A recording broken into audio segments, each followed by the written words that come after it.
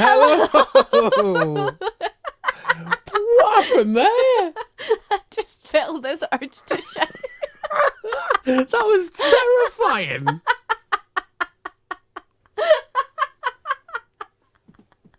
Do you want to do it again? No! That's staying in. That was the best. It's the most enthusiastic da I've ever heard. And we've been doing this for 17 weeks. Weeks. Well, probably a little bit more than that. Right, intro. Go.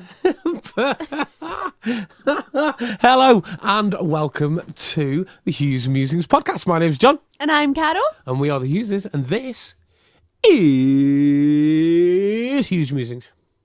Episode 17. Episode 17. Anniversary special. It is an anniversary special, so we wanted to do this about the time that we got married. We're a week early, but that's because we've got lots of things to do next week. So we're going to be talking about our wedding and all things John and Carol relationshipy. Yeah, well, realistically, this is going to get released on the 6th. Our No. anniversary is the 11th. So. Yeah, so I mean, we're not that far off, I guess. But yeah, so anyway, we're going to be talking about our anniversary. So, Carol, firstly, we're just going to quickly catch up. Mm-hmm. How's your week been? My week has been really good. Excellent, yeah. You're very positive and very enthusiastic. That was the most crazy-ass da I've ever heard. Yeah, it was a da. So, since we last spoke, I have tried a new exercise class that has changed my life. Yeah, you went and did pound, right? With the sticks. Yeah, so it's like weighted drumsticks. And you kind of... The theory of it is that you're distracted by keeping the beat and the rhythm of the sticks that you forget how much exercise you're pushing. Sure. So, like, what I'd done was that you click it up the top, like, click, click, and then you batter it off the floor. So when you're doing a lunge, you have to, like, batter it off the floor, like, as much as you can. So you don't realise how, like, long you're doing that lunge for, because you're not focusing on the pain of the lunge. You're focusing on battering the floor with your sticks. Or when you're doing a squat, you've got to hit the floor with your sticks. So you're really going deep, deep down into that squat. And the music is banging, and it's like a bit of a dance, and you can, batter the sticks. And, sounds great. Yeah, it was amazing. I loved it. And it was only $5.50, which is a really good price for classes. Because I've been doing pay-as-you-go just now. So I've been doing my yoga with my mum as well. So I do that a Saturday morning. Yeah. Which I really have been enjoying. And I've done oh my goodness. I've done circuits. Laura was like, oh yeah, you need to come and try this class. It's not that bad. It was HIIT circuits. I nearly died. I thought, this is the end. Do you know that way, like, your face is pulsing because it's so hot, like, you can feel it in your ears. Like, and I left my water bottle in the car. Yeah, no water. I'm surprised you even managed to get up the stairs after that class. I saw you when you got through the door. So I done that 2 nights ago? Something like that, yeah. Oh, I thought it was longer. Felt like longer. So I done that 2 nights ago, and my body is so sore. Like, muscles I didn't know I have hurt. Yeah, that's generally how that works, yeah. So lifting up a child in work, I'm like, whoa! Turning down on the floor, I'm like, oh! It's just, everyone's like, right, Carol, we got it. You've done an exercise class. You've got your old lady groans on here. We get it, but I can't. Oh my goodness.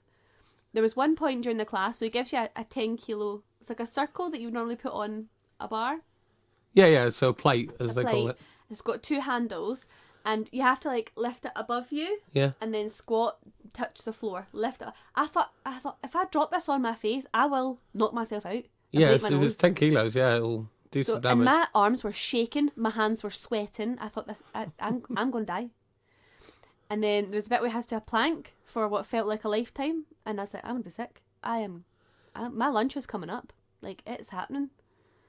But, yeah, so Laura was very gracious and to let me have some of her water. I was like, Laura, get some of your water, please. She's like, yeah, help yourself. So I got some water. It was good. So I've been busy with that this week. Yeah, good. Work's been good. I'm on one of my favourite shifts, which is the 8:30 shift. So John and I get up together, go to work together. Yeah, we get to spend lots of time together. It feels like we work together. Yeah, ish. because we commute together. Yeah, which is nice.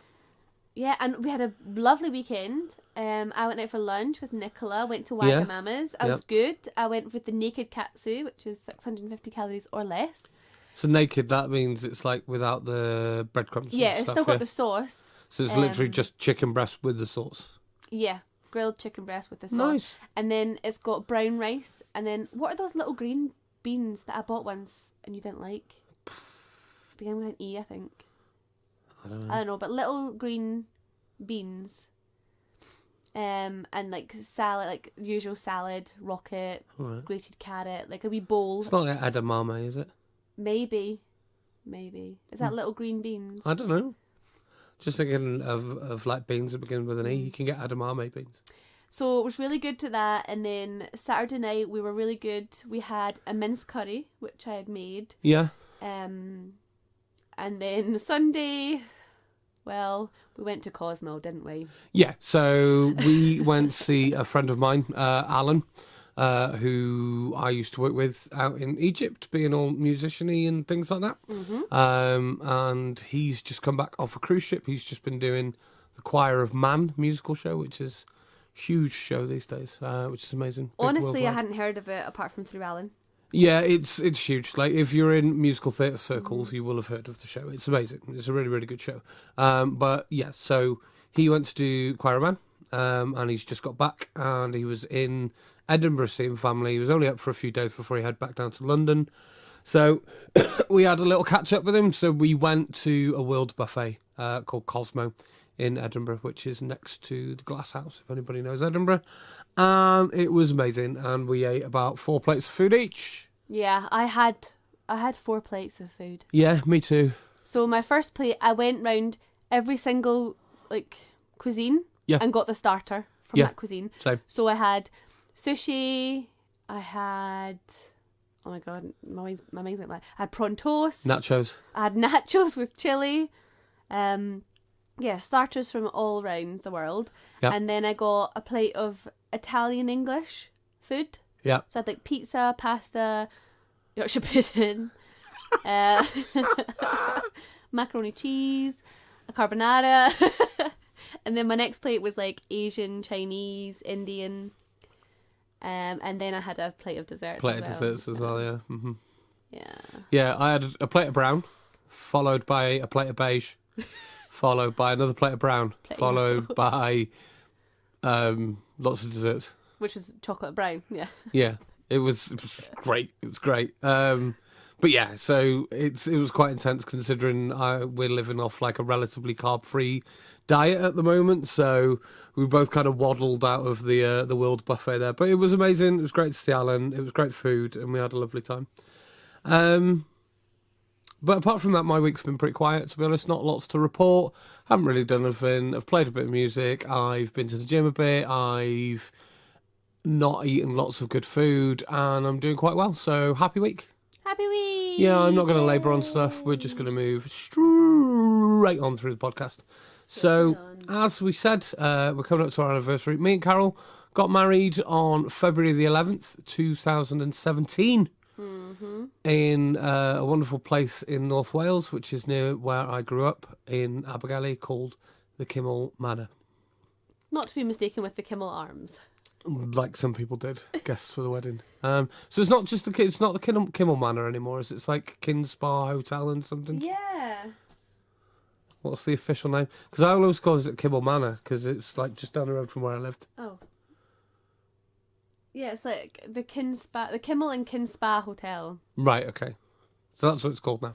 But anybody who lives locally would call it the Kimmel Manor because that's what it used to be. We got married in front of the big fireplace there, and it was beautiful. So, yeah, we're just going to talk about the day, talk about what it was like. So, should we do a quick summary of the proposal?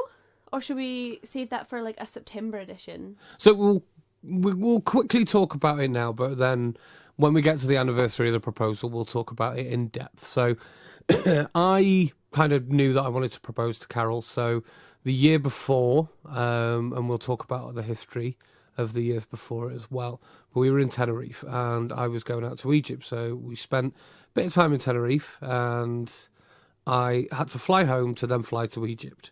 And then when I flew home, my dad, the amazing human that he was, dropped all my stuff off at the airport for me. And we were stood outside, and he was like, "Oh, did you have a nice time seeing Carol?" I was like, "Yeah, I did. Dad, I think I want to marry her." Oh. And he was like, "That's amazing. That's incredible. Would you want to use your mum's ring?" And I said, "Yes, I would love to." So And Alan had only met me two or three times. at that point, yeah, I think, yeah. Once. He Came out to visit us. Yeah, he came out to visit us in Turkey. Well, visit you. Yeah. Yeah, but you were And there, then, so we met yeah. you there, and then you came to ours to stay. No, I left Hadn't Turkey at that point, so you'd only met you early. once at that Yeah, point. I left Turkey early to go straight to Tenerife, and then you flew out to Tenerife to meet me. Yeah. So the only time that he'd seen you was when he His 1 flew week out. holiday. Yeah. Yeah, his holiday with my brother, coming out to see us. Must have made a good impression. That. Yeah. So yeah. My dad was amazing. So we got the ring resized, and we were back out in Fethiye in Turkey again the season after. So I had to hide this engagement ring the entire season in a little but you couldn't even call it a flat, was it? It was like a double. A family room in a hotel. It was a family room in a hotel. So there was 2 rooms and a bathroom that we had. So I had to keep like hiding it. So And there was no safe. no, and if ever you got close to it, if ever you were doing something else and you got close to where that ring was, I'd hide it somewhere else. And I did that for 5 months. Yeah, I remember one time, like, John told me about this story, but I was looking for a pen, and I was like, there must be a pen somewhere, and I was looking in his bedside drawer, and he was like, no, there's definitely a pen in there, no. Like, and I didn't even see the ring box. I was too busy focusing Yeah, you literally on opened pen. it and the box was right in front of you. Yeah. Yeah, like, I think you probably moved the box looking for a pen. I needed a pen, John. Yeah, it was, so, because that year was particularly difficult for one reason or another, and we'll talk about it more in depth, as I said, but we didn't get a lot of time off, so when we finally did get time off, I'd sort of spoken to our boss, the wonderful, amazing Joe Fisher. Joe Fish. She's awesome. Like, one of the coolest people ever. Yeah, she's Ever. amazing. She's done like 19 seasons or something. Yeah, she is like the queen of working abroad Yeah. for TUI. Yeah. She's the best.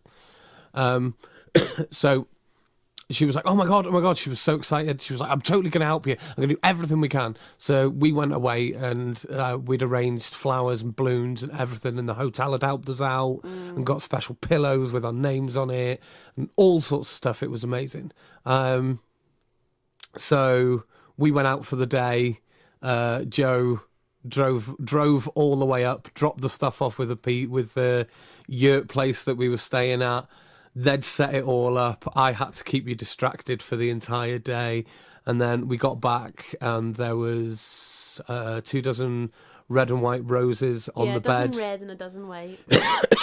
With a little note that sort of said, "Oh, there's start of a little treasure hunt to find a present that I've left for you."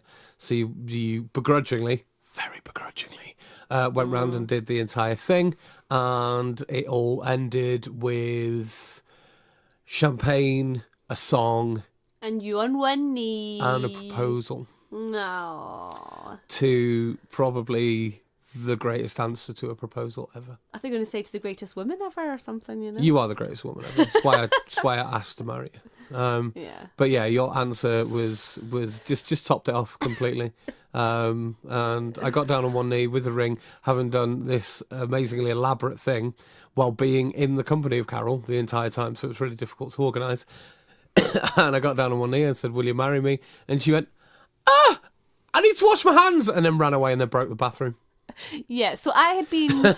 so there was a treasure hunt that I had to go through. So I was like trudging through this dewy grass because it was September in Turkey. In the morning, though, we'd walked up the side of a mountain in the Turkish heat. And then because I had to keep you distracted, we went from that place into the local town, went round the shops because I had to keep you distracted, went for brunch, because I had to keep you distracted, and you were hot, you were sweaty, you were getting tired and angry, and you didn't understand why I was faffing about. So, but we'll detail that later. Yeah. But I felt my hands were far too dirty for this precious ring. Yeah, it was probably sweaty. We were in a yurt, so it wasn't like a real bathroom. It was like this little kind of corner bit that had a false wall next to it. So I ran in there, washed my hands, ripped the towel rail off of the wall.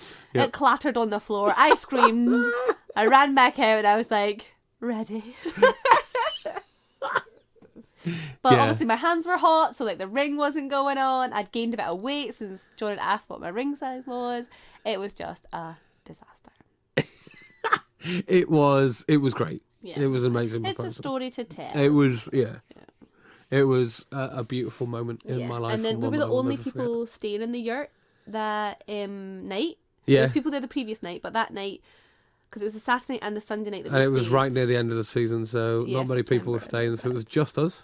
And the couple like made us a dinner. Like John had like said our favourite foods and stuff.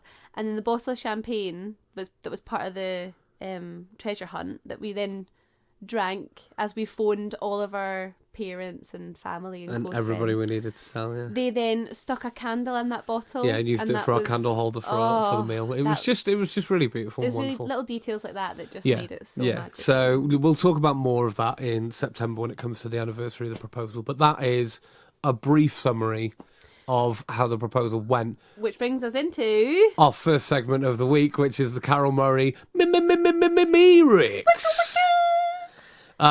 Which was it's probably not the birth of the Lyrics, but it's probably the most one of the founders, the most prominent Myrixes. Most iconic. And it is so, as we've said in the Myrixes, Carol has this thing of blending two songs together because she can't remember how either one goes properly, so she just kind of throws them in, and that's the same song because she's decided that that's how that song works.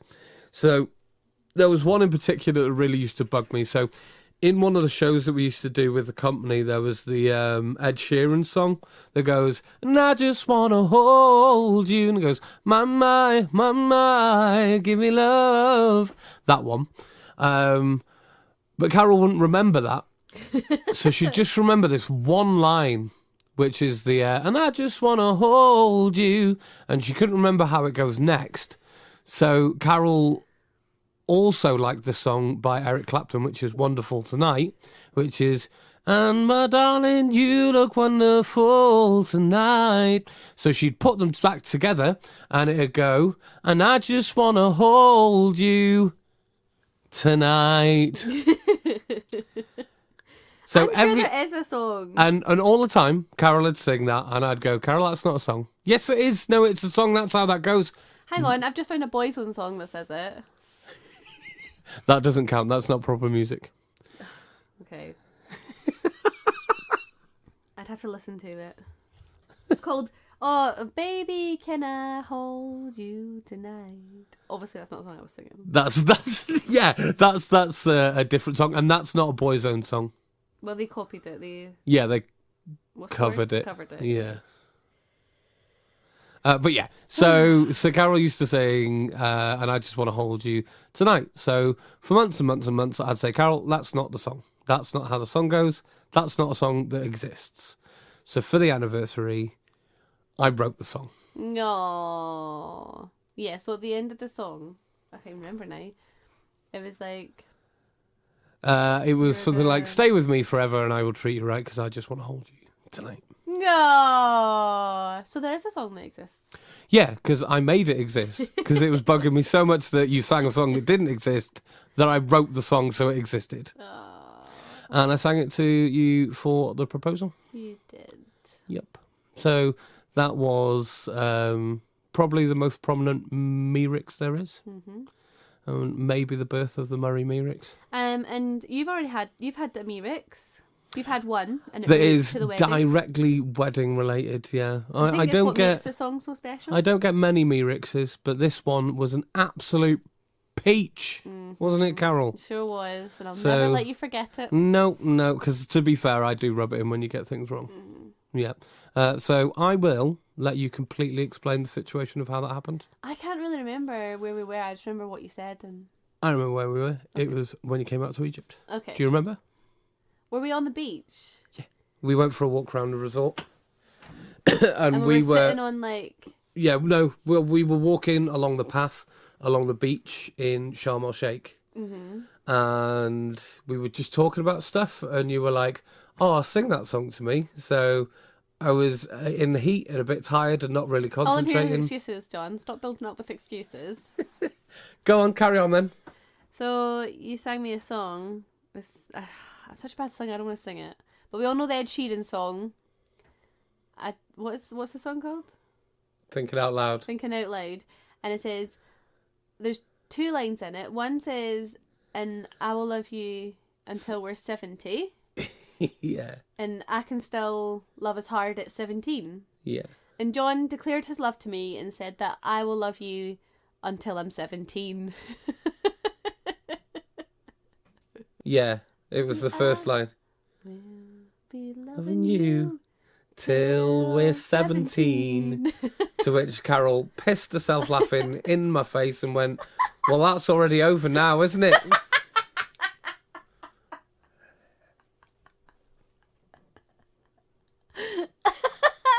This is just after he's been told that he's going to use his mother's ring. And I had no idea.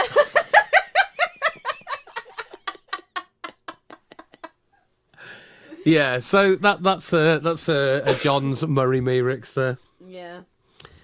But yeah, so yeah, I was trying to be all romantic and sweet, and you were like, "Sing a song to me," and I was like, "Yeah, okay, I'll sing a song to you." Got it wrong, and you laughed like that in my face. And these days, you're like, "Sing a song to me," and I'm like, "Fuck off," and you wonder why. I wonder why. Why don't you ever sing to me anymore? Because you laugh in my face. That's why, Carol. Because you That's always why. make fun of me when I get the word wrong. And it's the one time it's I know. Yeah, so that was my Merix of getting the 70 and 17 mixed up, saying that I've already loved you as much as I can. We're all down here from here, Carol.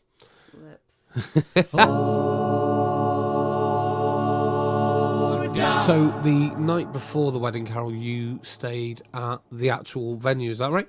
I did. Nicola and I stayed overnight. So Nicola was my maid of honour, head bridesmaid, matron of honour, whatever her name Whatever is. the proper title is. She was most important person after me and before you. Not sure that's correct, but okay. It is. So we stayed overnight, and I had to like wash my hair like the day before, so that it was like a bit less frizzy, a bit more settled.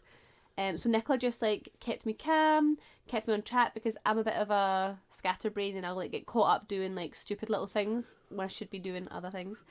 So we done face masks, I had a nice long shower, washed my hair, she dried it all for me, treated me like the princess I was, and she made sure I went to bed at a reasonable time. Right. So I think we went to bed at like 11. Okay, that's 11. good. That's really good. Yeah. And then the next day, so it was a bit awkward because we had that room, but then as part of our package, we also had 5 rooms. Yeah, I was going to that say night. we had our honeymoon suite and then 4 rooms. Is Yeah, that so we right? had the honeymoon suite, 2 presidentials, and 2 junior suites. So one was for your dad Yeah. and your brothers. Yeah. One was for my parents. One was for Nicola, and if she wanted to bring anyone, which she didn't in the end because she was focused on me. And then one for your best man, Emmy, and Yeah. potentially his girlfriend at the time. Yeah. Who's now fiance. Yeah. But she unfortunately couldn't make it because they live in Thailand, so obviously And it's it like, was so just such a big expensive, journey yeah. to come over. So, yeah. And with work, because they work in schools, so it's really difficult for them She to take did time sort of off. say to us, she was like, "Sorry, I can't be there, but we could afford to send one of us. So Yeah. we're going to send your best man." I was like, "Yeah, that's fair enough. That makes sense." Yeah, so they had their room. So yeah, it was awkward because I had to check out of my room and check into the honeymoon suite, and Nicola check in her room.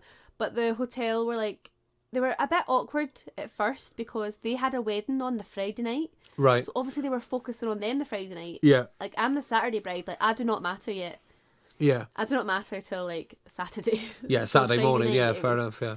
It was a bit frustrating. So they let us have a late checkout of my room Yeah. for free, and then we could check in early to the honeymoon suite because the other people were leaving really early. Yeah, and you needed someone to get ready that morning as well. Yeah, and I didn't want to get ready in the honeymoon suite because I wanted that to be our room.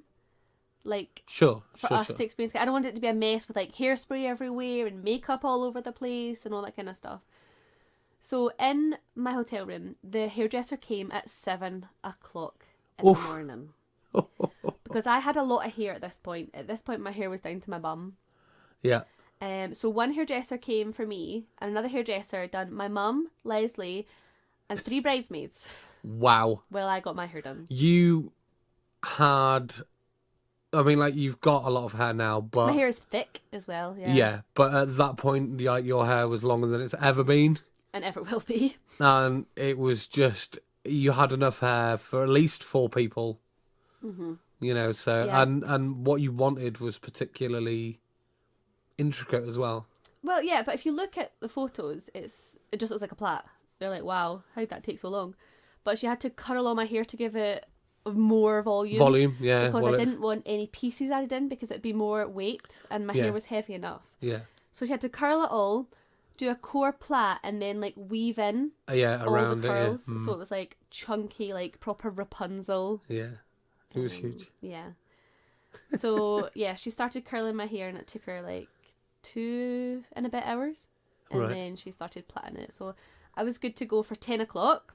Right. Which was when we went over to the spa. Right. To get my makeup done. Yep. So I got to go first again because I'm the most important person. Sure. So I went over and I had a trial the day before actually as well. Right. So they kind of like colour matched my foundation and we agreed on an eyeshadow and I brought a lipstick because I had bought a lipstick that was like my favourite colour. And someone had come in and tidied up and put away all the stuff that we'd picked out. No. Mm-hmm. Gutted. So she had to go through the colour match process again. So we're like running a bit late, but everyone's like, it's fine, you're supposed to be late. It's fine. Yeah. Yeah. So one girl was supposed to do me and then my mum, and then another girl was supposed to do Nicola and then Kelly. Yeah. So, and Vicky didn't want makeup done because she's got quite sensitive skin. Yeah, so she had to be sort of very careful. Yeah. Mm-hmm. And she just kind of done her own makeup. So it kind of worked out. So mum was probably the quickest makeup. Yeah. Because she was just quite simple. Like she knew what she wanted. So yeah, it balanced out. We're back on track. And I remember sitting getting my makeup done, and from the window, it's in the spa, so it's like all big windows. You can see out into like the courtyard. And my dad was pacing up and down, and the photographer came round. Shireen come round to take a picture of it, and she looked out and seen him like hands in his pockets, like looking down, pure practicing his speech over and over again. And she got a photo of it, and it's beautiful. It's like black and white. She's done it. Yeah, I'd see that photo. It was an amazing picture. Yeah. I can just... Oh, your dad. He was a wreck that morning. He was. I'm his baby. I'm his pretty. I know. It was really, really sweet. Yeah. So then I went back to the room. Yeah. And I wanted to get dressed. Didn't the nobles arrive quite early? Yeah, because Becky was as an amateur photographer. Yeah. Did you say like she's got a good camera? She's a very skilled hobbyist. Yeah. And her daughter was Flower Girl. Yeah. So they came in early, and it was a wee bit awkward at first because Holden was with them. Yeah. And I wasn't quite expecting that. And what was he, 10 at the time? Must have been. Yeah, something like that, yeah. And I, at one point, had to get down. Like, I got down to, I had hold-ups on because it's my wedding day and that's how it goes. Yeah. My beautiful pants on and no bra because the wedding dress was support enough. I didn't need a bra. Yep. So at one point I had to get to that. Yep. And I was awkward doing it in front of like my bridesmaids and my mum and the photographer, Shireen there, who was one of your very good friends. Who but you didn't. Yeah, you didn't know her that well. You'd met her like once. Yeah. Once or twice, yeah. Because we'd had like our photography meeting of what kind of thing do you want, and that was pretty much it. You know, we met her in Liverpool that time. Because she was one of your close friends, like I felt closer than that. She's very disarming as a person as well. She's like one of the things that makes her a really good wedding photographer. If anybody's looking for a wedding photographer, by the way, go and check out Shireen Photography. She's amazing. Yeah. We'll post a link on the website, but she's incredible. She's a very disarming person because she's just full of banter. So And that, she's quite discreet as well. She's not. yeah, she's very she knows how to act tactfully at the right times. At the same time, of just throwing in a little joke to make you feel at ease. Yeah. Which would have definitely sort of helped with that situation as well. Yeah. So Becky just gave Holden her phone and was like, lie down, play on the phone. So he was like, I remember him lying on the floor next to the bed. So by this point we went to the honeymoon suite because my dress was hanging in the honeymoon suite. So it didn't get any makeup or hairspray, perfume, nothing on it because it was an ivory dress. So I was like, oh. Yeah. Or was it white dress actually? I think it was a white dress. I think it was white. White, yeah, it wasn't ivory. Definitely white. So yeah, and I had to stand there with a towel covering my nips. I had like my bum hanging out because I was wearing like saucy little Sexy pants. Sexy pants. I had to step into this dress and, you know, pull it up with all these girls around me helping me and stuff like that, and then zipping it up and underskirt and all that jazz. And obviously the dress is tight because you want it to like give you a you nice want it to shape. be fitting, yeah. Mm-hmm. You don't want like a baggy comfies. So there's this photo of me, and there's obviously I had to like breathe in. I had to hold the dress at the front, stretch it at the front so that the back zip would go up. Yeah. And Shane just got this photo of me, and I'm like breathing out because I'm like sucking in, and it looks like I'm so nervous, and I'm not. Like, but you're just trying to fit in your dress. I'm just trying to like. Yeah. It wasn't a corset or anything. It was just a zip up, but it did have some structure because obviously. Yeah. I didn't need a bra. Yeah, it did have like a would you say a bodice type thing? It's like it was. Yeah, it was like a built dress. Yeah. Yeah. So it was like fitted. It was like a sweetheart neckline. Yeah. And it was fitted to my waist. Yeah. And then it was like princess. Yeah. After that. Yeah. And then I had some lace straps over the top, so it wasn't strapless, but it looked strapless. Yeah. Mm-hmm. But I had the support that I needed. And I had to put my shoes on. I couldn't see my shoes, so Vicky was like up underneath, putting my shoes on and like fluffing my dress and all that kind of thing. And then we got all our photos taken.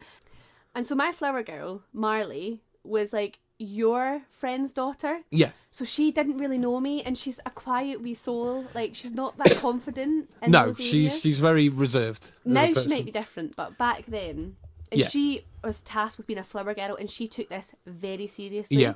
She had a basket, she had flowers, she did not let them go. Yep, she had a job to do. And I'm quite an awkward person as well, so like we're getting photos together, and I remember feeling so uncomfortable and so awkward. And she's feeling awkward, and so we're both just standing next to each other like, we smiles. It's really awkward. And then Samuel, my nephew, who's our page boy, at the time he was 3.5? No. 4. Just turned 4. Yeah. His birthday was January. Yeah. Just turned 4.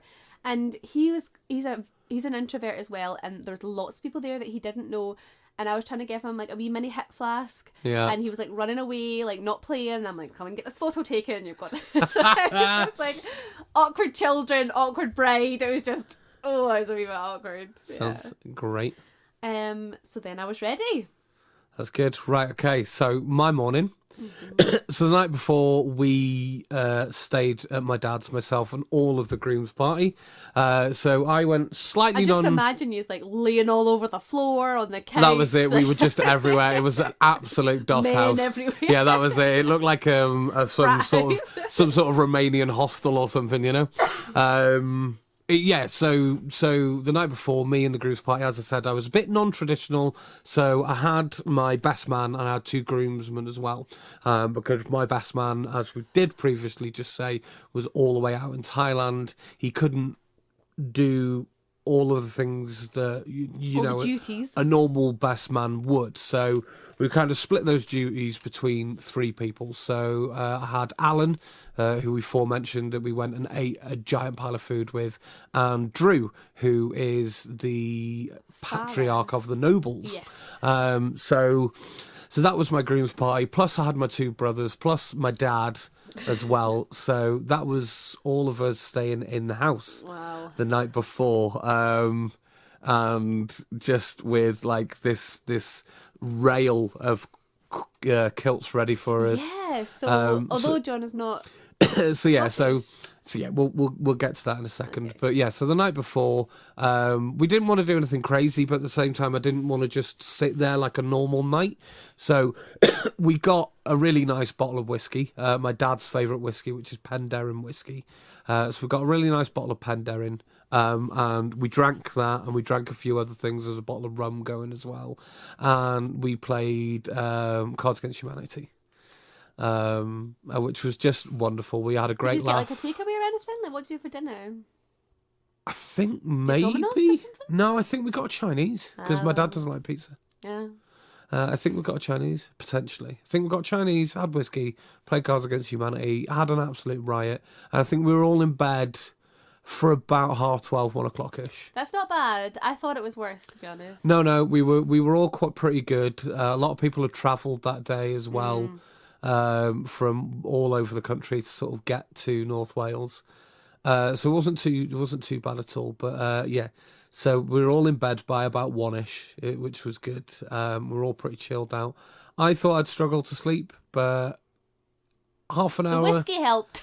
That was it. A couple of whiskies, and like I said, we'd had a good laugh, and I was nice and relaxed. So we went to bed quite early. So we all woke up in the morning. My dad is notoriously an early riser. From years of being a carpet fitter, he used to have to get up at like 5 in the morning to go and fit carpets. So he still gets up sort of 7 o'clock at the latest. Every now and again he'll have a lie-in. But so he woke up before everybody else. We all woke up to the smell of bacon butties. Whoa. Yeah, my dad was on it. He'd bought like 3 packs of bacon. He fed the entire household of lads with a bacon butty each and a coffee in the morning. Oh, nice. So that was amazing. So we woke up to that. And then, yeah, so as we were saying, I'm not a Scottish man, but I'm a Celt. I'm a proud Celt. So... And I said, I'm only marrying you if you wear a kilt. Carol, no, you didn't. No, you didn't. You sort of gave me the doe-eyed.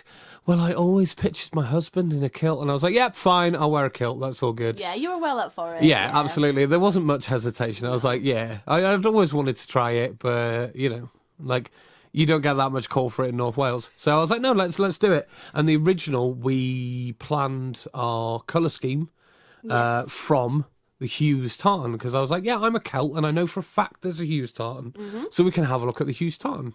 So that was green and purple. It was beautiful. Green, purple and black. Lovely. Yeah, and it was absolutely magnificent. But it's very rare. Yeah, nowhere it will hide it.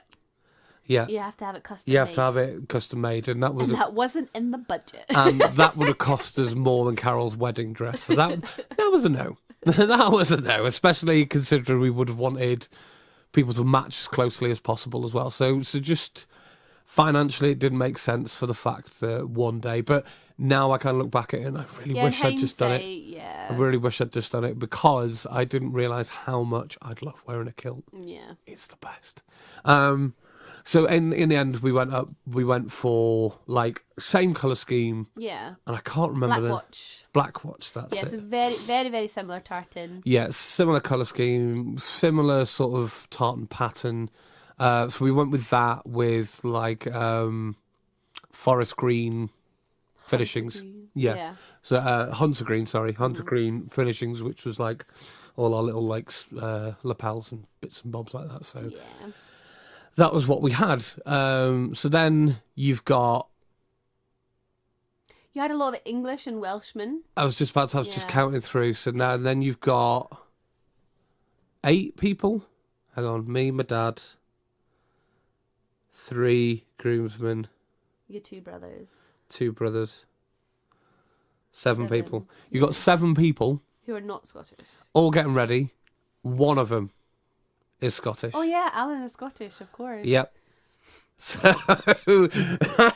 yeah, you've got all those people who've never worn a kilt before. You've got one man who used to perform in a show called Taste of Scotland, who literally used to have to do quick changes with kilts. Is this the Alan podcast or the wedding podcast? I feel like I always talk about it's Alan. I know, but he was a big part of that morning, because literally he was just running around dressing everybody. Like me. people were just holding things out and go, what's this? What do I do with that? And he was like, right, you put that there, you do that, and you do this. And he was like tying everybody's shoes and saying, this is the thing that you need to put on first, then you need to put that on. It was just hilarious. So yeah, he had a busy morning. By the end of it, he needed a drink. Yeah. You had said to the people who were English and Welsh, like, we would like you to wear the kilt for the ceremony.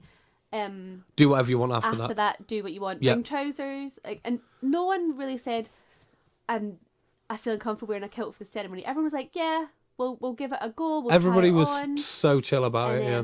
A couple people did bring trousers, but no one put them on. Nobody wore them. Everybody picked their kilts on. Everybody was so comfortable. We were all like, this is the best thing we've ever worn. It's amazing. And there's like this amazing picture of us all hitching up our kilt with our sunglasses on, pouting away, which is just probably one of my favourite photos of the day. Yeah. That's not me and you. My favourite one, of me and you. I mean. Yeah, like, I mean, there's quite a few pictures of me and you that are definitely my favourites, but my favourite that's not of me and you is that picture of us all having our kilts up, giving it the old blue steel with our sunglasses on, which was amazing. So then, my dad's friend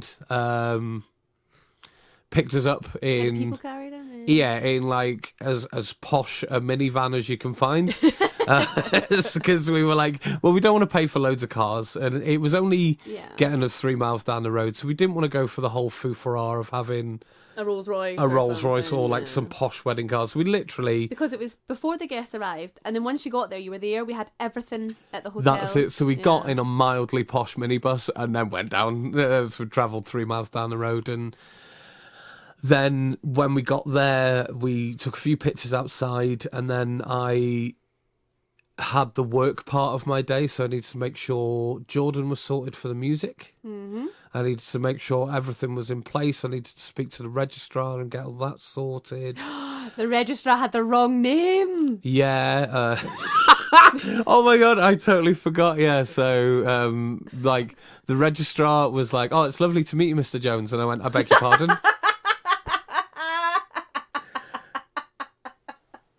And she was like, "Oh, is this not the wedding of John Trevor Jones?" I went, "No, this is the wedding of John Trevor Hughes. Do you have the right paperwork?" And she was like, "Oh, yes, we do have the right paperwork. It just looks like there's been a clerical error. Don't worry. So what I'd need to do is just cross out your name on all the scripting for the ceremony." Yeah, it was the script that was wrong. Yeah, so all the official paperwork was correct, but the scripting for the ceremony was wrong. Mm-hmm. So she crossed it out and corrected them. Yeah, so we had a civil partnership. It wasn't like a priest or anyone who came down. No, it was a registrar. It's a hotel wedding, so you don't really have religious weddings in hotels. So yeah, then as I said, we got Jordan sorted. He was using half of my PA stuff, so he sort of like set everything up over inside there. I made sure everything was ready for the day, and people slowly but surely started filtering in. And then, I was doing the whole sort of meet and greet. And then the hardest part of my day happened. Yeah. So everybody was in, everybody was sat there, and that's when they go and send for you. Mm-hmm. So once I've sorted all the music out, spoke to the registrar and got all that sorted, everybody started to filter in, and my brothers were the ushers, and we were having a laugh.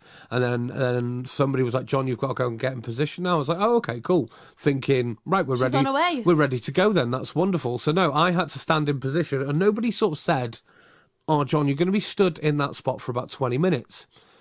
So I'm just stood in front of all of these people that I know, like natural born performer who isn't really supposed to do anything at this point. So I just kind of stood there, and it was probably the most awkward 15-20 minutes of my life. Mm-hmm. Because I wanted to give a speech, tell a few jokes, have a little sing-song, but no, I was just supposed to sort of stand there and wait, listen to Jordan play the piano for ages. So that was like probably the weirdest part of the day for me, I think. Yeah. So Shireen took a couple of photos of you kind of standing up there, the guests coming in, guests sitting down. Yeah. And then they were like, "Oh, John's in position." So then she came up to me, and then I had made like plaques for all of them to take down. So this is when the groomsmen came to collect. Yeah, so the procession was set. So everybody completely left me on my own by that point. Yeah, so even your best man. Even my groomsmen, they all just left me, stood there. Yeah, Yep. so I don't know which tradition we followed, whether it was Scottish, American, English, Welsh, I don't know. But this is what I had pictured. We just kind of did our thing. I'd done the Carol Eclectic wedding. So, Yeah. first down was supposed to be the page boy and the flower girl. Yep. Walking down together, and Samuel was supposed to carry a sign that says "Last chance to run, Uncle John." Marley was supposed to throw some petals, but two awkward shy children don't work. So Marley walked down herself, scattering some petals. Samuel's mum, my sister-in-law, was one of my bridesmaids, so he just kind of hid under her dress. Yeah, he did like hide Yeah. in between them, didn't he? So who did he walk down with? Kelly and Alan? Yeah. So the three of them walked down together, and I made a plaque for Alan as well. So Samuel's went round his neck, and Alan had to hold his. Alan is like a 6-foot-something man, Yeah. holding this wee chalkboard that said, "Just wait till you see her," Yeah, or something something like like that. that. And then next was my other bridesmaid with. Who was your other groomsman? True. With Drew, who said, "Fire exit is on the left." Yeah. And so John hadn't seen these. This was like my wee secret I was keeping for him. And then finally, his best man and my head bridesmaid walked down, and his said, "Here comes your bride." Yeah. And then they walked down. And then they closed the doors. So I am like 2 rooms back. Yep. And then, so wait, before that, before they walk down, so all the bridesmaids are being collected by their groomsmen in one room. I'm in the room behind that, so if a door opens, no one can see me. Yeah. Yeah. But Tash ran from the ceremony room, through the second room, through to the room where I was, where the toilets were, saying, "I can't see anything, I can't see anything, I can't see anything," because she had to pee. Subtle.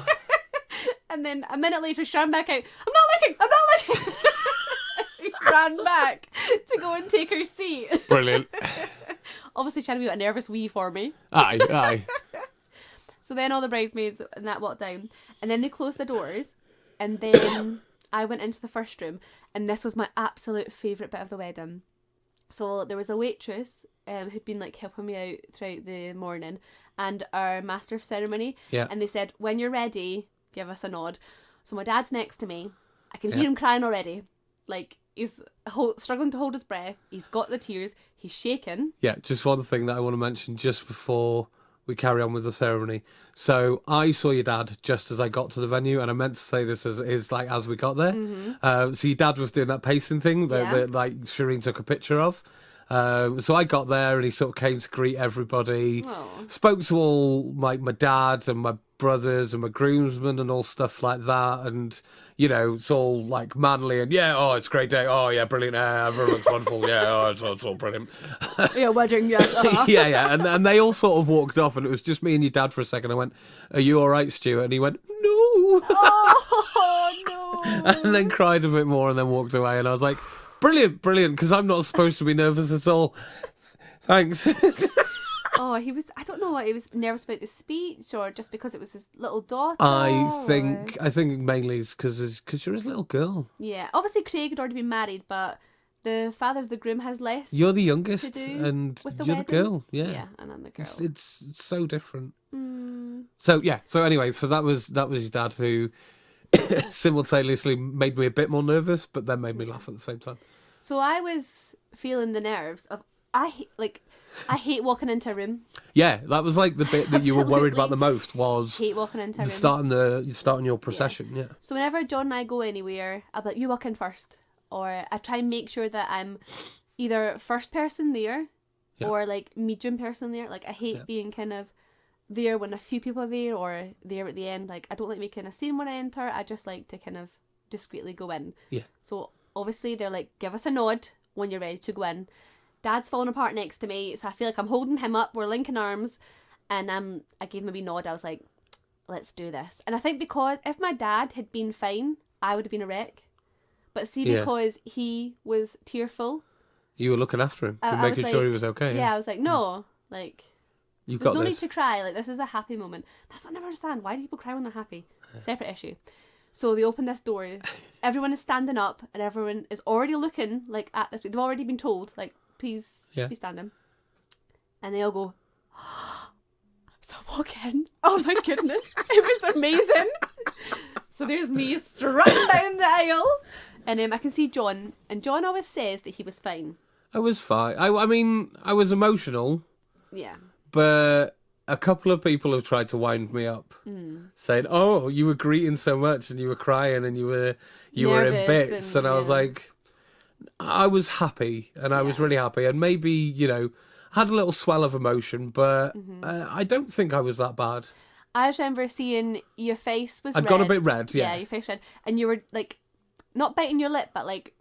Yeah, clenched. I was like holding my lips together because that was it. Like obviously I was emotional, but I wasn't like a wreck or anything like that. I've seen so I've had some people sort of like try and Yeah, I mean your eyes were a bit watery. Yeah, there was no tears, but your eyes had watered exactly. Up. Yeah, my eyes had watered up. I was emotional. I was getting married to the love of my life, to the best person in the world. Exactly. So then I walked down. Dad's in bits. John's almost in bits. No. And I'm almost in bits. My mum was crying, and like there's people around like her. I think my dad was crying too. Yeah. So then, I done the whole kick, step. Okay. All the way down the aisle. And then we were a bit confused that we were supposed to stand, weren't we? Yeah, because so when I'd gone in, they'd give me options of how do you want it to be. Mm-hmm. And I sort of said that I wanted it to be me and you facing each other and the registrar being there. In the mid... Like as you would have for a traditional wedding ceremony. But she'd taken that as like something completely different. So we were standing like diagonal? Like, we were next and to each she other, was... but, like, diagonal. So we wanted it as you would have for a traditional wedding ceremony because the fireplace was... The centerpiece. Yeah. Beautiful and amazing. We got married in front of this incredible fireplace. And she just completely, I don't know, like misread what I'd said to her. Yeah. I remember her saying, do you want your backs to your guests or side on? And I said be side on. And I said be side on. So we were both standing. But then she diagonaled together. us and she stood at the side of us and it was just weird. Yeah, so... As I said, it was a civil partnership, so there was a script that she had to say at first, and then there was an option of a few different versions, so we picked the version that meant the most to us. Yeah. And then there was a space that we could add our own bits in. Yeah. So throughout it all, I'm like repeating after her and listening to her and all that jazz, and then I can't remember the order of the readings, the speeches. The ceremony was, so she did her bit. Yeah. We did some repeating stuff. Mm-hmm. Then it was Dave's reading. And I was shocked by his. Yeah, like I knew the reason that I picked my brother is because he is a bit of a joker and people don't take him too seriously, but he's very intelligent. Yeah, he and reads... very well read and very eloquent. Yeah. And his reading was very non-traditional and really beautiful because of that. It was really shocking. It was about a little dinosaur who... Yeah, when he first started it, I was like, oh, this is a joke. He's going to switch to the real one any minute now. But he didn't. It was it was about this little dinosaur that found himself. Yeah, so it's like a little dinosaur who was happy in his own little world and he was grumpy in his own little world, and then he found this girl dinosaur who made him feel things and done weird things like shopping and it was really... I've actually still got it. He gave you the actual sheet that he read from, that he found it from, and it was about a happy little dinosaur, and just I think it caught everybody really unexpectedly because there was a few people that were quite emotional at the end of it, like laughing, crying, sort of thing. It was just really lovely. It was just a really sweet little speech and unexpected. But humour was in it, as I said, that's the reason that I asked my brother to do it, because I didn't know what it would be, but I had a feeling it would be something like that, and he didn't let me down at all. And then I had Leslie, who is like my mum's best friend. Yeah. CSP. So I always called her my auntie when I was younger. Yeah. And she has a child the same age as my big brother, and then she I was going to say, yeah, twins like... the same age as me. So they're I was like... going to say, yeah, like very couples close together. families, wasn't it? And you knew, yeah, her children as well. And her reading was a bit more traditional. Yeah. And it was really lovely Very reading. It was really touching. beautiful. Yeah. And I think it meant a lot to her to be asked. Like, I Of don't course, think of she realised how course. important she was to my childhood. Yeah, of course. I mean, you know, she's not blood auntie. No, and we don't see her all the time. Mm. It's like my parents see her all the time now. Yeah.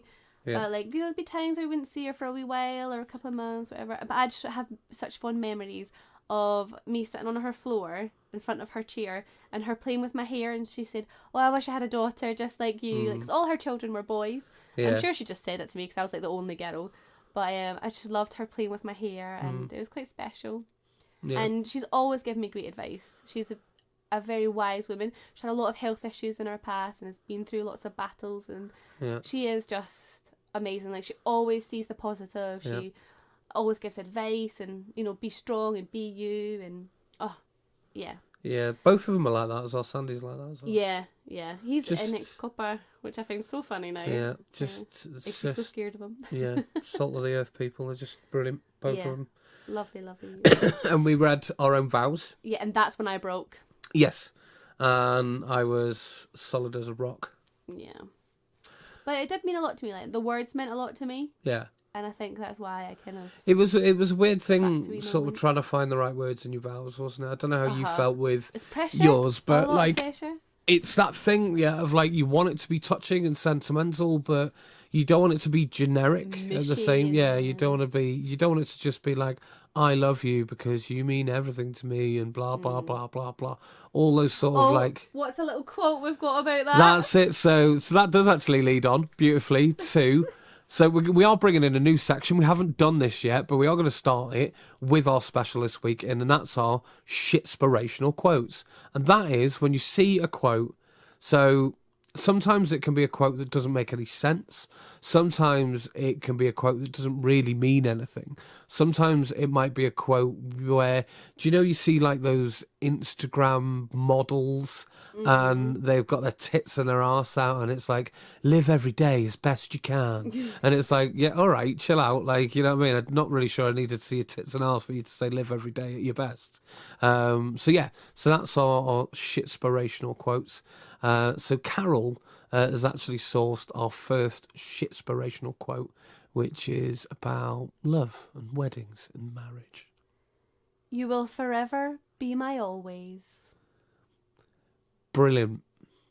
So I love it. I can't keep a straight face. It means nothing. Yeah. It means nothing. You will forever be my always. Doesn't make any sense because nothing's forever and nothing is always. Do you know why? Because we fucking die. Like, there is like a finite amount of time on the world. So that quote means absolutely piss all. It's not beautiful. It's not poignant. It's just blech. It's just a big pile of blech. You won't forever be my always, but I'm going to love you until I fucking croak, love. Like, I love you, and that is as much as you've got. Like, when I pass away, I won't have any feelings about anything because I won't be here anymore. But until that point, I'm always going to love you. Oh, So you're not forever going to be my always because that doesn't mean anything. So that is this week's shitspirational quote. So our vows were lovely, weren't they? They were beautiful. You and cried. I cried, but I was prepared. In my bookie, I had a handkerchief, like Yeah, you did, yeah. a material one, Yep. like a cotton one or something. That had a little thistle on it. Yeah. Cute. And I just kind of dabbed my eyes and I said, "Oh, let me just compose myself." Everyone laughed, and then went back on it. And then you nailed it from there. I was Yeah. solid as a rock. Beautiful. Put our rings on. Yeah, it was really warm in front of that fire. It was really difficult to You get had those a lot rings of on. layers on. I had Yeah. a lot of layers on. Yeah, it was really difficult to get those rings on. Like, it's never been that hard to get the ring on after that day. And I was like, have I got the right size ring here? Yeah, so you kind of pushed it to my knuckle and then I kind of jammed it down. Yeah, And then I likewise. just pushed it to your knuckle and you kind of... Jammed it down like subtly while we were doing the rest of the ceremony there. But yeah, that was pretty much the ceremony. We did the rest of the foufara. We did the book signing. So we had some beautiful songs. Do you remember what the song was that you walked down the aisle to? Jordan wasn't singing, No. but it was that song from Twilight, which I hate the fact that it's from Twilight, but I love the song. Yeah, it's a beautiful 1,000 song. Years. Yeah. Love Which it. is... Whenever I hear it on the radio, I cry. Oh, I love it Yeah. so much. And for our signing and for all our registrar stuff, we had The Book of Love. The Book of Love, which Oh. is one of my favourite songs ever. The Peter love Gabriel song, Book of Love. Mm-hmm. It's absolutely So amazing. Jordan is actually coming up very soon, Yeah. and I would love the two of you to record all our wedding songs. Well, we'll have a chat because we'll see how much time he's got because he's a very busy man. He's the official MD for the official Buddy Holly tour, which is going to be in the King's Theatre in Glasgow next week. So he might be a little bit busy, but if we do get time, we are going to sit and do a bit of chatting and a bit of recording. And we're going to start a new segment again for the podcast, which is all about music. Whoop whoop! Yeah, people have been asking this since we started the podcast. Yeah. 17 episodes ago, we got our first comment saying, John, can you sing some John songs on the should podcast? sing. And as I've said before, I can't sing songs on the podcast, but what I can do is I can put some stuff on our YouTube channel. Yay! So then we'll tell you all about the links and we'll post those on all our social media. And we'll do it that way. So we... And then we walked out of the ceremony. Yeah, so then we what walked song? out and... I don't know if he picked a song or if Jordan just played some happy music. I can't remember what it was. If it was anything, it wasn't anything that I thought. I think he may have just Been done some- his Jordan thing and jazzed up version or something. played some upbeat music. And then everybody came out and sort of we did like the post-ceremony meet and greet, had a chat with people. And so, now I was telling you about Marley and me, awkward situation. Yeah. She had found a penny on the floor. Yeah. And she'd given it to me. And she was like, this is a lucky penny. Oh, Here's some good luck for your wedding. That's so sweet. And I had jammed it inside my bouquet. Yeah. So it was like right in there. And as I was hugging people and stuff, it fell out. Oh. And I was like, I need to get this now. So me forgetting that I'm in this tight dress, zipped up, layers on, just crouched down and picked it up. So the back of my dress was like a circle and a hook. Yeah. And the hook straightened. Yeah. So that released some of the tension and my zip went down. Yeah. All the way down my back. I was like, Nicola, my dress is just gonna... I'm bursting out my dress. I broke the zip. I'm going to be standing here with no bra and just my pants in a minute. And she was like, no, you're fine. So she zipped me up. But every time I hugged someone, It my went zip again. would slowly go down. So she spent the entire time stood behind behind me. you, zipping you back up each Yeah. time. Yeah, I remember. Zip, hug, zip, hug, zip. So then everyone went out and they had their canopies. So as part of our package, they got 3 canopies. Yeah, canapes got- and drinks. Yeah, so they got either a bottle of Peroni or Yeah, Beps or there was some something. generic bottle of beer. and a Bellini. Yeah. And then there was chocolate strawberries, mini cheeseburgers, and mini chicken and bacon pies. Yeah, which sounds great. Did you manage to get one? Didn't even see them. No, me Never mind neither. taste them. Yep, didn't even catch a glimpse of one. Didn't even smell them. Nope, Didn't see them. didn't even know they existed because I we was were. like, raging, they've forgotten the canopies. They've forgotten the canopies. And then someone came over to me Right. with a strawberry hanging out of the mouth, like, no, I didn't. Yeah, your canapes were amazing. It was like, oh, thanks, cheers. No one even took a photo of them. No, nobody thought, oh, we'll just grab a couple of these and see if they want. No, because we were then doing all the sort of post-ceremony. No, I was getting stitched up. So Yeah. my mum found a needle and a thread from like an emergency sewing kit. Where from was the I at this hotel. point? Was I taking pictures? Yeah, you were getting your groom's pictures. That's right. So yeah, we Um, did all the pictures. Like in front of the fireplace, like with your dad, your brothers, best man. Yeah, family and all yeah. that sort of stuff. And we kind of spent the next hour and a half maybe just doing pictures with everybody, all the sort of pictures that you need to get done, essentially. And that was it for the next sort of period of time. Yeah, it was a bit rainy, so we only went outside for one photo, and that was like a massive. Yeah, we group got a photo. big group photo, which, I mean, we were lucky because it wasn't pouring down. No, It was but just a bit drizzly, so yeah, and we didn't everyone want to had be nice out there hair, for nice long, but dresses, yeah, no. so I mean, we could have forced people to go out, but there was no reason. there was no need. We did one picture outside, which was just, So everyone was lined up, yep, and then I had Mikey and Nicola hoist my dress up. Yep.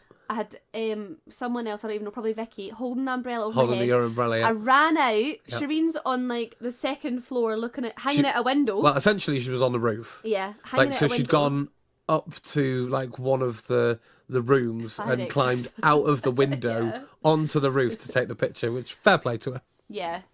So they quickly whipped away the umbrella from me. Let my dress fall down. We said cheese. She must have taken about 10 photos in quick succession. Yeah, she and did. Then we she all packed ran it and then back ran in away. again. Yeah. And then everybody went back in. And then, so everybody slowly but surely sort of went into the main room, ready for dinner. Yes. So we done it the Scottish way, American way. I don't know, but we done the speeches first. Yes. Which was actually quite a pain with the hotel. They were like, no, dinner first. I'm like, no, I've got nervous people. They have to say their speech, then we will eat, because they're not going to enjoy their I know, yeah, they were being like quite adamant on that. We were like, no, we've set this out in our itinerary. This is the way we're doing things. Yeah, they kept emailing me like the wrong running order. And I'm like, just to confirm, speeches are first. Yeah. They're like, but your guests will be hungry. I was like, they've had canopies. Yeah, they're fine. Yeah, they're all having a lovely time. It's fine. Yes, then we had the speeches. So we had a wee bit untraditional. We had your dad say a speech as well. Yes, he really wanted to, because he's got three boys. Daughters, yeah. He's got 3 boys, and yeah, he's never really going to get a chance. And because my mum's not around, unfortunately, we just thought we'd ask if he wanted to do it. We thought we'd give him the opportunity. Mm-hmm. Straight away, he was like, "Yes, I really want to. Yes, absolutely, I want to say something." Yeah. And it was really lovely. So we had a little bit of banter at the start of it, because me and a few of the other lads were talking about what we were going to do, which is like a running joke through all of our speeches. So he had a little bit of banter at the start, and then had this wonderful Bob Marley quote. Yeah. From a Bob Marley song, and it was all about embracing the love that you have for each other for the rest of your life, which was really, really beautiful. And then, was it your dad straight after? I honestly can't remember the order of speeches. I don't know I think it was my dad first. Because I remember your dad making a joke about, oh, mine's not as long as that. Yeah, I think it probably was your dad first, and he was very prepared, and it was very, very good, and he was funny, and he was charming. Made us laugh, made us cry. Even though he was nervous, he was no brilliant. bother. He was excellent, and he delivered the speech very well for somebody who doesn't, typically do a lot of public speaking. It was excellent. It was a really good first speech. Yeah, he spoke about me as a child. He spoke about when he met you, and kind of when you asked. And he got everyone to stand up and raise a glass to us, and it was lovely. It was lovely. And then then it was my dad, and then it was me, and then it was Amy. Yeah. And I've got to say, I was pleasantly surprised about how well my speech went. Oh, really? Yeah. I got some good laughs, and I just don't know why you're surprised. I don't know. I mean, you're very used to standing up and talking in front of people, and singing and chatting and hosting things and saying this is what's coming up next in the hotel, not making jokes and having a laugh. But no, it all went really, really well. And yeah, we ribbed my friend Dean for the entirety of the speeches. Mm-hmm. Like, my opening joke was, "Good evening, ladies and gentlemen," and Dean. "It's really nice to see you here. Hi, Dean." It was those things. It was just wonderful. It was beautiful. And it was just a really good time. Mm-hmm. And then, Carol, I've got an important question to ask you. Oh. Yeah. So what we need to know is, for that day, what was on your plate? Oh, I want you to tell me, Nate. Oh, can't you tell me? Why can't you tell me? What's on your plate? What's on your flumping plate? We had a beautiful 4-course meal, so we did. So we had a choice. You could have the soup or a parfait. What did you have? I had the parfait. Me too. I love a little bit of pâté au parfait. And soup is messy. I had a white dress on. You had a white shirt on. Yeah, I guess so. I didn't even think about that, but I was just like, I love parfait. Get in my face. So parfait, for people who are not as a foodie as us, is patty that's really smooth. Yeah. Patty's apparently chunky. With toasted brioche, all that jazz. And then was it the palate cleanser? No. Or was it after the main? It was after the main. So then we had the main. So you could have rolled sirloin of beef or breast of chicken and rolled thigh, both served with dauphinoise potatoes and a bowl of seasonal veg. So a few months before, maybe a year before the wedding, we went down for a taster meal. It was like included in the package that you got a meal. It was the year before. So what we done was I ate half the soup, John ate half the patty. We switched And John tried ate half the chicken. so we tried I had everything. beef switch. And I, at that point, was not a beef person. No. I was a chicken and fish type of gal. Yep. And the beef was amazing. It was so good. So I had the beef. Yeah, it was like slow cooked in like a bath of a salt bake water, bath yeah. or something. Oh, it was just ridiculously good. It was so Beautiful. good. Yeah. So I think on our recommendation, I think most people had the beef. Yeah. I could not stop talking about this beef. Like we pretty much said to everybody was like, yeah, RSVP'd of like, yeah, we'll come. It was like, yeah, great, take the beef. Yeah. And then we had our palate cleanser, a blood orange sorbet. Which was delightful, darling. It was beautiful. I was quite annoyed though because at the taster meal it was served in a martini glass, Yeah. but at the event it wasn't. No, I think it was just like little bowls or something, Yeah, a wasn't little it? glass bowl or something. I was like, meh. Probably just didn't have that many martini glasses, which is fair enough. You know, that's a lot. Yeah. Like, unless you're a cocktail bar, you're not going to have like 60 or 70 But they shouldn't have martini served glasses. us that. I think they probably just didn't have the bowl available because that's obviously come from catering, and we just went for a taster meal in the restaurant. Yeah, I guess. So, And then finally, you could have sticky toffee pudding or a cheese board. yeah. What did you have, my love? Well, I'm not a psycho, so I went for the sticky toffee pudding. Well, I was thinking sticky toffee pudding again, messy, brown sauce, white dress. So I went for the cheese board, Psycho. but I didn't eat it. Didn't you? So I was still quite uncomfortable in my dress. Like I hadn't Yeah. I stood up for the ceremony. I'd got lots of photos taken, and then I was just kind of perched on this chair with my dress rammed under this table with you Yeah. on one side and my dad on Yeah. the other side. Yeah, it was So your there was dad on just the other. dress everywhere. I was so uncomfortable. I hadn't paid. And it had like a hoop in it as well, so Yeah. there was nowhere to put Two the hoops. skirt. Yeah. Right, I yeah. hadn't paid since the morning, and I was so uncomfortable, and I could feel myself getting angrier and angrier, and I was like, Nicola, let's go to the room. I know. After the meal, you just turned to me and you were like, I need to leave. I was like, all right, I'll see you in a bit. I'll be back in about 20 minutes. I was like, yeah, cool. We just briefly skipped by one of my favourite musical moments of the day. So everybody got in, sat down, yeah. ready for the speeches and the meals. And me and Carol made a big entrance. And that was to the amazing song You by... make my dreams come true. That's the one, by Hall & Oates. And I nearly tripped up on my dress on that. I forgot Yeah, to kick step. I forgot to kick step.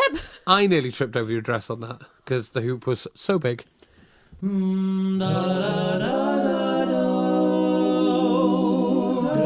Right, so I went up after to the room. after you'd finally managed to pee, Yeah, so I was really nervous about peeing Yeah. in case Nicola seen my fanny, basically. Or she's your peeing on- best mate. I know, but still.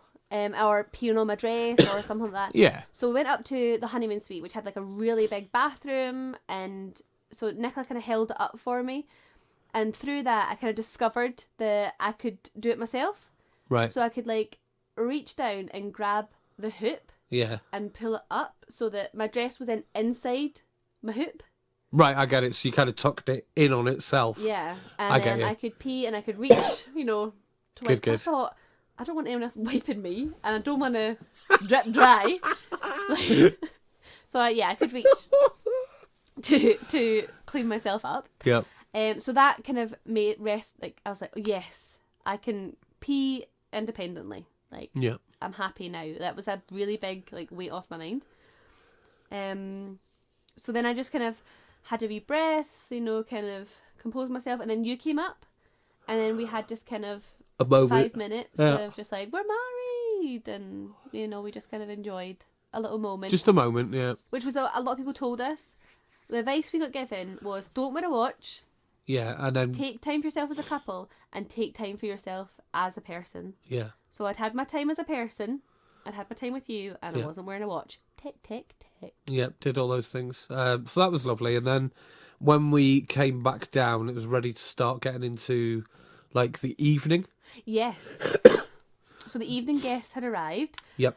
All the tables had been kind of cleared and moved back. The dance floor was whipped open. Yep. The musician, Yeah. So singers were starting to set up. what we did for music, so Jordan played the evening as well as the ceremony. And the idea was he's like, I'm happy to come and do your wedding.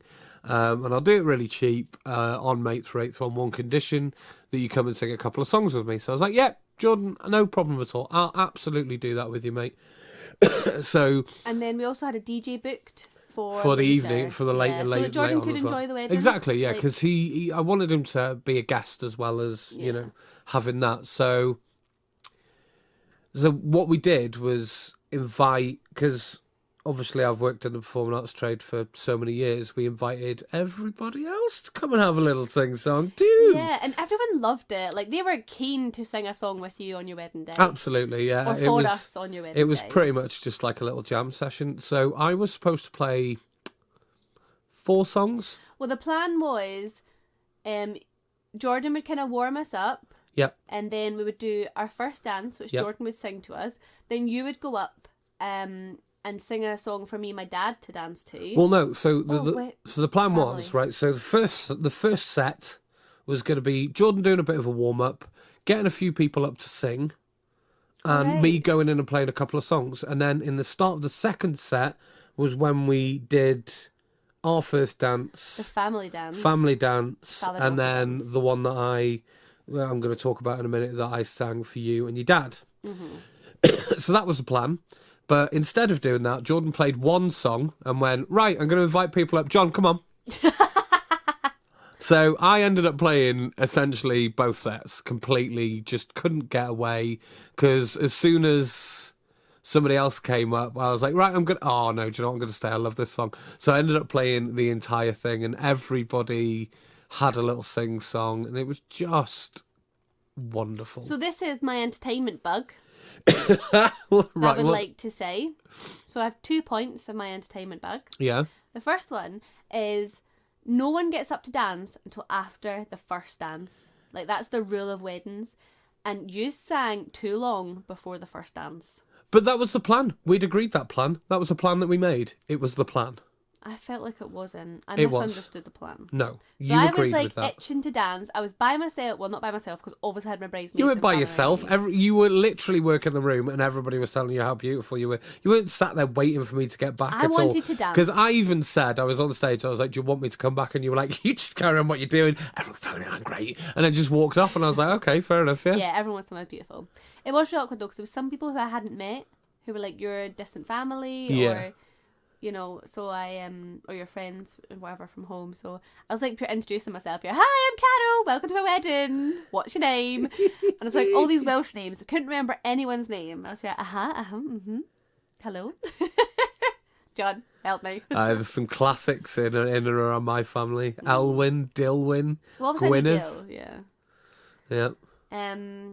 Yeah. So then we cut the cake. Yeah. And then we had our first. You've skipped past all the rest of the entertainment.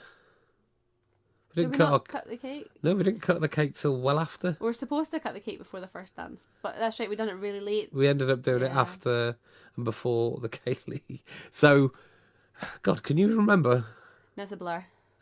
Right, okay, so what happened was we played a 45-minute set of everybody coming up and having a little sing-song. Carol was working the room like an absolute pro. I was on the stage like an absolute pro. We were having a wonderful time. We had loads of little sing-songs. And then we took a little break, and then we went back. We did our first dance, which was the wonderful All of Me, that was written and performed by John Legend.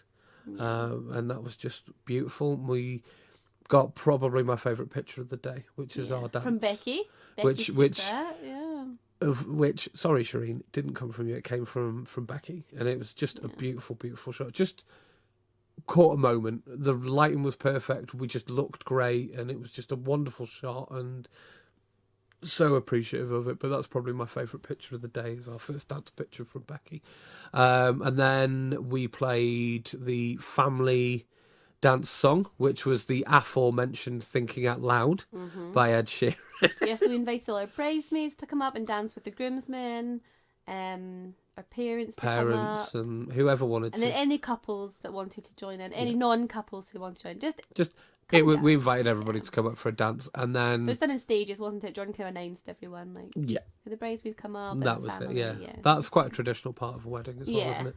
And then there was the kind of unexpected song that I sort of threw in the week before the wedding. Well, yeah, my dad had this idea.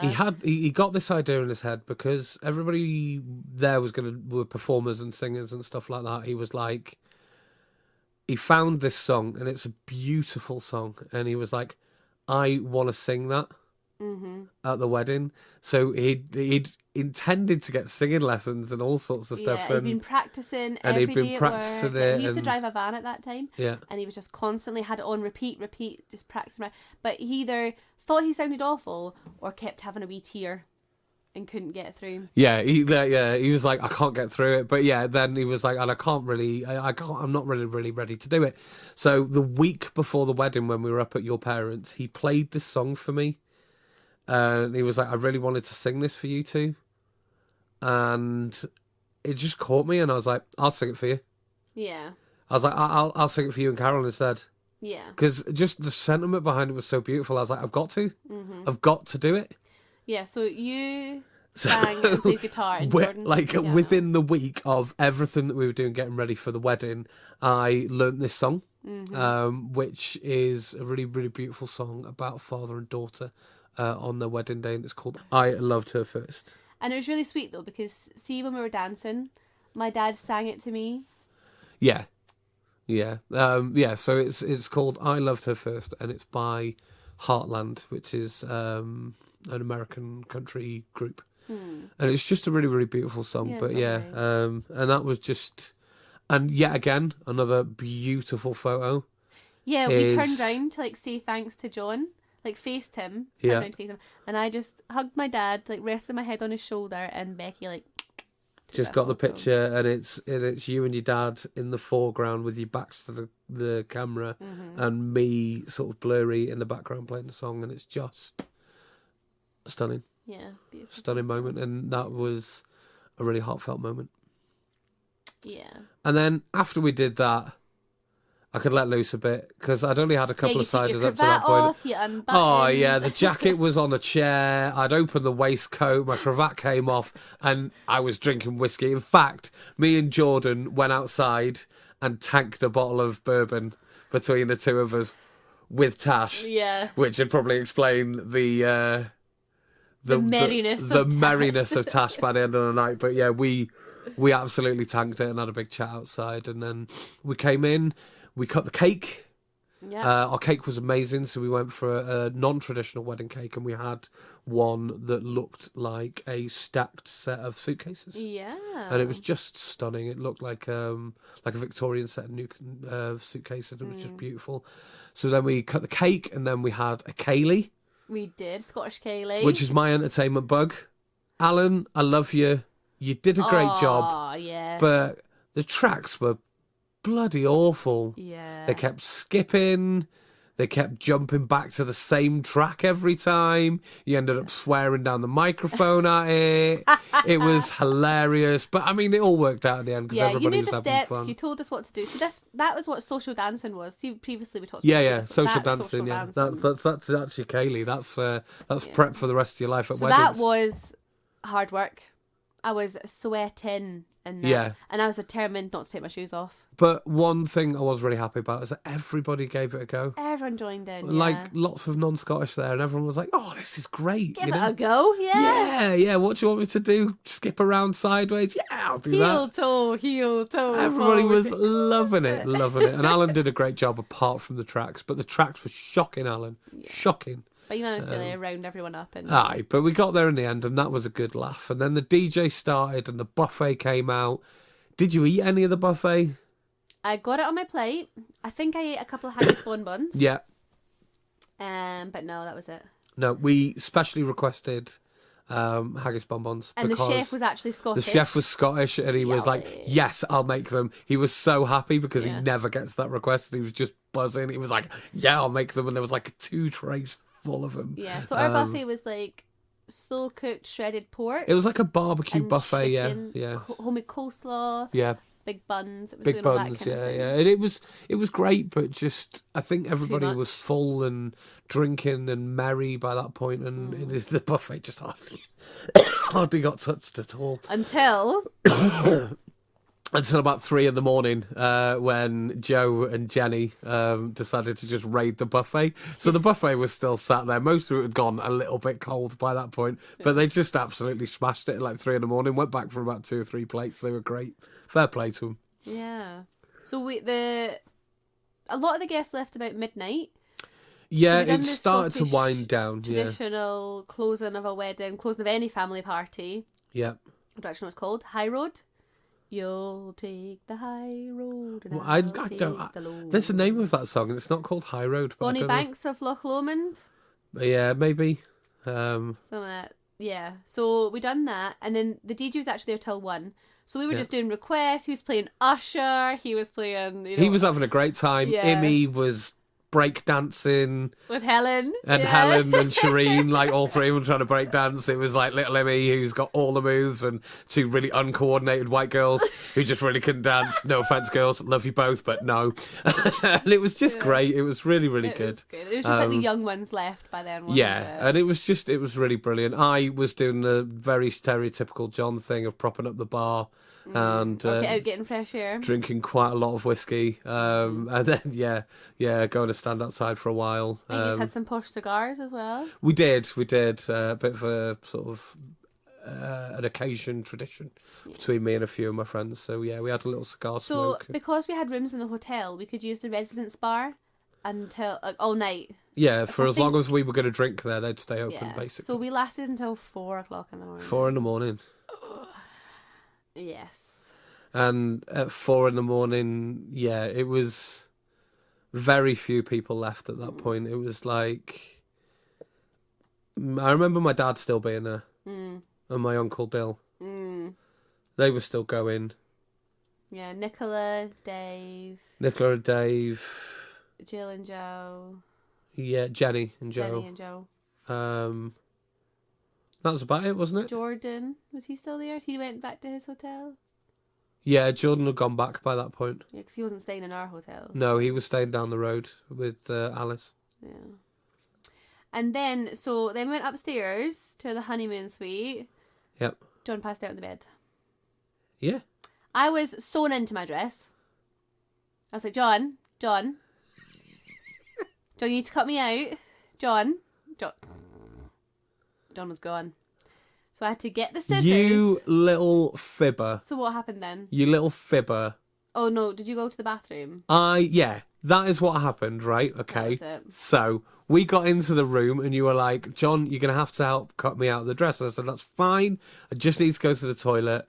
And because I had all the kilt and stuff on, it took me a little bit of time because I'd been sort of like doing a bit of a carol and sort of tucking it into itself and doing whatever I needed to do. Yeah, so he was getting undressed. But I was tired of that by that point of the night, and I'd had a few whiskies, so it all essentially it all just came off, and I was like, now I can pee freely. Brilliant. And then I came out, and she was like, don't worry, I've already cut myself out of it now. And I was like, okay, cool. And then I collapsed. Yeah, so I had these massive big shears, like, at my back, like, and I managed to cut... Not my dress. Like, I cut the stitches and that was it. That's really impressive. Like I said, I hadn't passed out and left you abandoned, stuck in your dress, right, yeah. like you just made out you're Rudy. I went to the bathroom, came back out, and like the strong, independent woman that you are, having even just been married, you'd done it yourself, and you were ready for bed. Yeah, and then I lay in bed all night. Oh wait. Yeah, I know. By all night, I mean 3 hours, because at 7 o'clock I had to get up and make up and sweat and alcohol myself ready for breakfast, because we're having breakfast with my family at 8 o'clock the next morning. Yeah. Well, our families, yeah. Yeah. Your family, my family. And all the people that sort of stayed. Everyone who stayed in the hotel, we were meeting at 8 o'clock for breakfast. I'd had a big buffet breakfast in the morning. So I just lay in bed thinking, I'm going to sleep in. I can't sleep in. I can't be the bride who sleeps in the next day. Nope. No, because we were going straight to our little honeymoon cottage Yeah. the day after as well. So we need to be up and ready to check out and go and start the next day. Yeah. First day of being married. So that was our wedding. In a sort of brief overview, We could talk about the wedding for yeah, days. we've probably left like thousands of details out and loads of stuff that people would be like, oh, you didn't mention that, oh, you didn't talk about that, oh, you didn't talk about this. So there's a couple of things I do want to mention that we have skipped over. Right. So, Inspiration Corner. Right. Inspiration Corner. Inspiration Corner. Inspiration Corner. Inspiration. Obviously, you were inspired by doing a jam session. Yeah, playing songs That for jam. people. Yeah. And I was inspired because I've made all confetti. Yeah. And we packed up the favours ourselves. Which we kind of talked about as well the other day. Previously, yeah. And I also want to mention that we, myself mainly, have inspired someone Well, you through- have. I haven't. No. This is not me, but through our Inspiration Corner. yeah. So one of our sort of, she's turned into a bit of a friend of the show. Yeah. Now, like, definitely. She's definitely been one of our biggest inputters. Yeah. So I think we're going to make Jenna our first official friend of the Hughes Musings podcast. Aw. So Jenna, you are our first official friend of the podcast. Official top fan.